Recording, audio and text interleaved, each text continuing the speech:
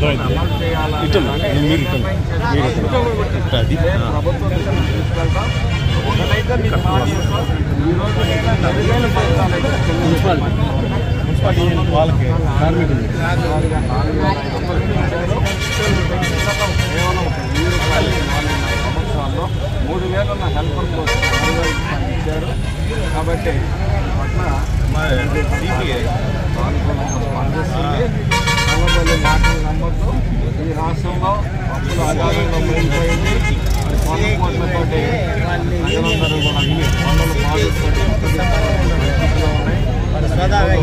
మీకు తెలుసు, ₹500 తీసుకొస్తే కానీ ఏ ఒక్క వర్గాన్ని కూడా వదిలిపెట్టలేదు. ఏ ఒక్క వర్గాన్ని కులం చూడను, మతం చూడను, ప్రాంతం చూడనని చెప్పిన ఈ ప్రభుత్వం కుల మతాలు అన్ని కులాలని అన్ని మతాల మీద బాధుడే బాధుడు.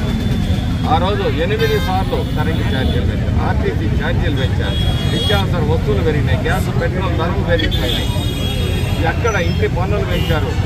ఈ రకంగా ఏ రంగాన్ని ఎవరిని కూడా వదిలిపెట్టలేదు. కాబట్టి ఎన్ని వాస్తవాన్ని గ్రహిస్తాయి. ఒక జీతం పెంచితేనే మీరు జీతం పెంచకపోయినా వెనకటి ధరలే అమల్లో ఉంటే మీకు అంత ఇబ్బంది ఉండేది. మరి ధరలు పెరిగిపోయినాయి.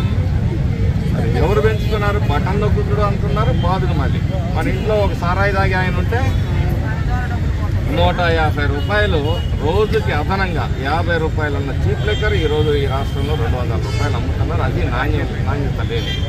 దాన్ని తాగి జనం హాస్పిటల్ పాలైతే అక్కడ ఆరోగ్యశ్రీకి సరైన దిక్కు లేదు. ఇన్ని కష్టాలు నష్టాలు ఉన్నాయి.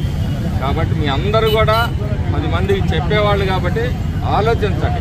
చంద్రబాబు గారి తరఫున బ్రహ్మారెడ్డి వచ్చి ఏదో మాటలు చెప్పాడనేది కాదు, ఏం జరిగింది గతంలో, ఇప్పుడు ఏం జరుగుతుందనే విషయాలు కూడా మీరు గమనించాలి. నిర్మాణానికి కానీ, ఇళ్ళ స్థలాలకు కానీ, పెన్షన్ కానీ వీళ్ళు అర్హులు చంద్రబాబు నాయుడు గారి ప్రభుత్వంలో. ఎందుకంటే వాళ్ళ దినసరి వేతనం చాలా తక్కువగా ఉంది కాబట్టి సంక్షేమ కార్యక్రమాలకు కూడా వాళ్ళు అర్హులుగా ఉండేవాళ్ళు. ప్రభుత్వం ఏ సంక్షేమ కార్యక్రమాన్ని చేపట్టినా వాళ్ళకి కూడా అర్హత.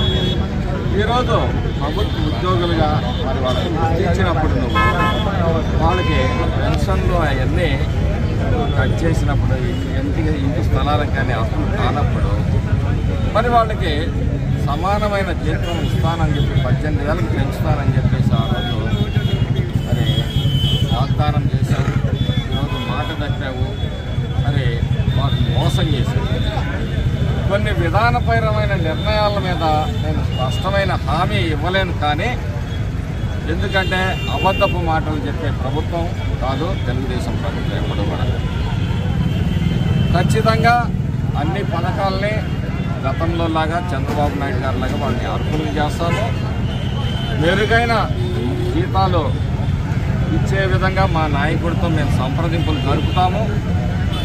ఎందుకంటే ప్రతినిత్యం ప్రజలతో మమైకమై ప్రభుత్వం తరఫున ప్రభుత్వ కార్యక్రమాల్లో నిమగ్నమైతూ ఎంతోమంది ఆడబిడ్డలకి పౌష్టికాహారాన్ని, స్కూల్ విద్యార్థులకి ఈ రకంగా అందరినీ అది మంచి చెడులు చూసుకుంటున్న అంగన్వాడీలకి తెలుగుదేశం ప్రభుత్వం, జనసేన ప్రభుత్వం వచ్చిన తర్వాత ఖచ్చితంగా న్యాయం చేస్తామని చెప్పేసి ఈ సందర్భంగా తెలియజేస్తూ మరి వారు మరి చివరి నిమిషంలో, ఎందుకంటే జగన్మోహన్ రెడ్డి గారు ఒక నిర్ణయానికి వచ్చేసాడు, నేను ఎట్లయినా దిగిపోతున్నానని.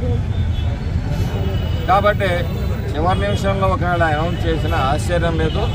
కాకపోతే ఈ సందర్భంలో ఎప్పుడైనా భవిష్యత్తు తరాలు మీ భవిష్యత్తుని గురించి ఆలోచించే పార్టీ తెలుగుదేశం పార్టీ. కాబట్టి ఆ విషయాన్ని గుర్తుపెట్టుకోవాల్సిందిగా సోదరి మనందరినీ కూడా మరి కోరుకుంటూ సెలవు తీసుకున్నాం.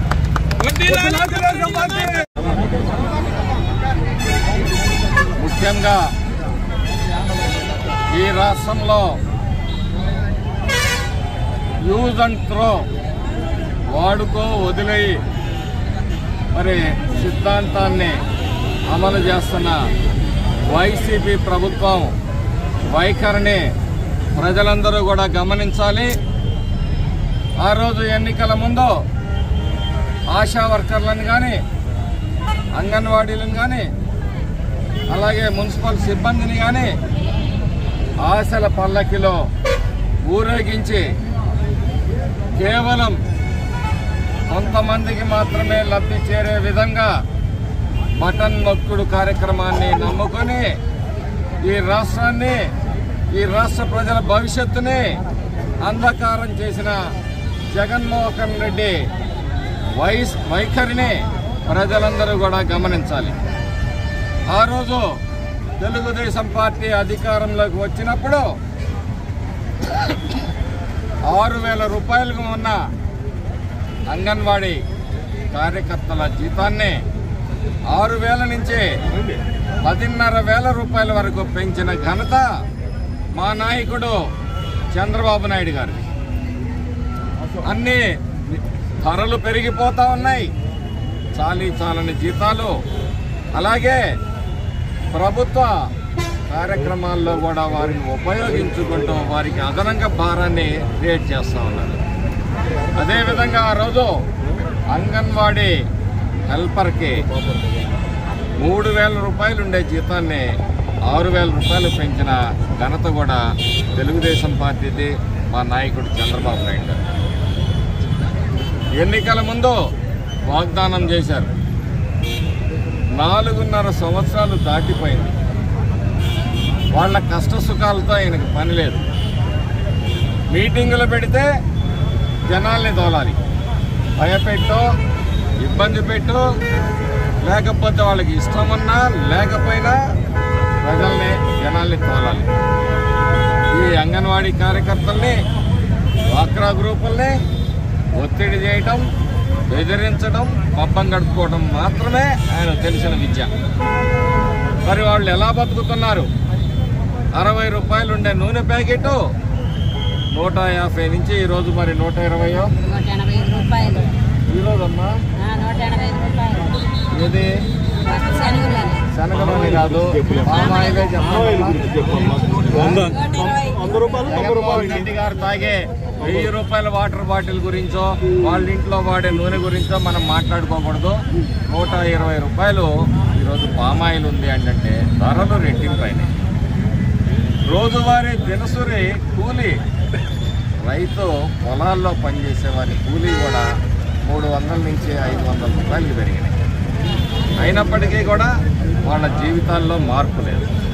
ఒకప్పుడు అంగన్వాడీ ఉద్యోగులు అన్ని పథకాలకి అర్హులుగా ఉండేవాళ్ళు. వాళ్ళ గృహ నిర్మాణానికి కానీ, పెన్షన్కి కానీ, అలాగే